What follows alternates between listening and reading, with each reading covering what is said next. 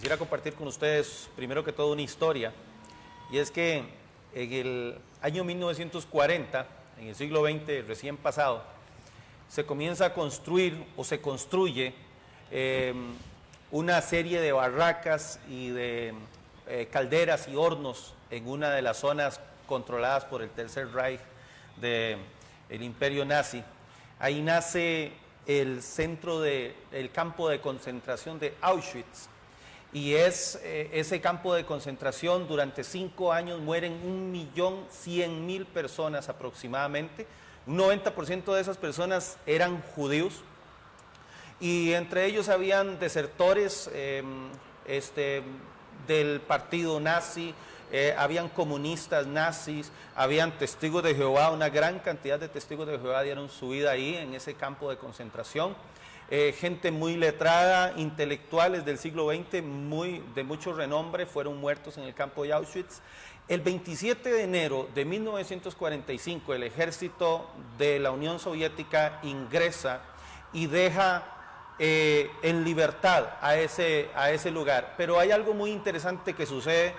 En el momento que se da la alarma y cae el Tercer Reich y el ejército de nazi, el ejército de Hitler, es obligado a huir. Todos los guardias que estaban en el centro, ahí dentro de la zona de calderas, de hornos, en el campo de concentración de Auschwitz, salieron huyendo, dejaron puertas abiertas y se fueron. Solamente abandonaron el lugar y se fueron. La puerta estaba abierta, hubo un enorme portón donde precisamente estuvo el señor Benedicto XVI, quien fue papa hace algún tiempo. Él estuvo ahí siendo niño, y en algún momento se preguntó dónde estaba Dios, ahí en ese lugar, dentro de ese lugar. Y cuando esos portones abiertos fueron vistos por los oficiales de la Unión Soviética, ellos vieron que decía algo así como: el trabajo te hará libre. Cuando entraron, encontraron cerca de 70.000 personas ahí adentro, completamente destruidos. Era una condición subhumana. La gente estaba tan, pero tan mal, que ni siquiera pudieron huir cuando los guardias salieron huyendo y dejaron las puertas abiertas del campo de concentración. Eso me llamó mucho la atención a mí, porque había sido tanto el tiempo que ellos habían estado ahí, que aun cuando llegaron sus libertadores a sacarlos de ese lugar, ellos no podían siquiera, no tenían ni la fuerza, ni tampoco la voluntad. Ellos habían tomado la decisión de acabar sus días ahí. La mayoría de ellos no pensaron siquiera salir con vida de ese lugar.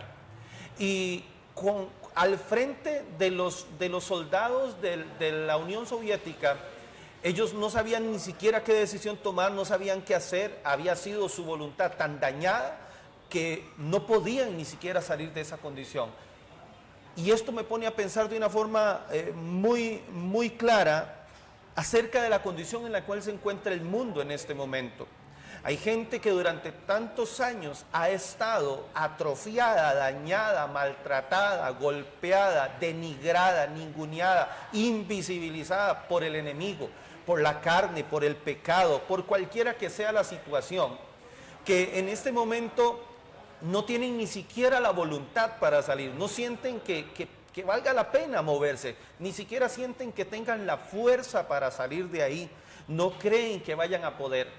Y entonces ahí yo me acuerdo de un pasaje que encontramos ahí en el libro, en la carta de Pablo a los Romanos, en el capítulo 10, verso 14, él hace eco en las palabras que dijo el profeta Isaías, y él dice: ¿cómo pues invocarán a aquel en el cual no han creído?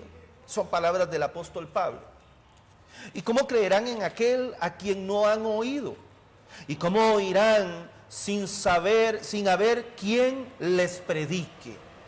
¿Y cómo predicarán si no fueren enviados? Como está escrito: cuán hermosos son los pies de los que anuncian la paz, de los que anuncian buenas nuevas. Cuán hermosos. Quiero repetir este versículo porque Isaías también lo menciona. Cuán hermosos son los pies de los que anuncian la paz. Cuán hermosos son los pies de los que anuncian la paz.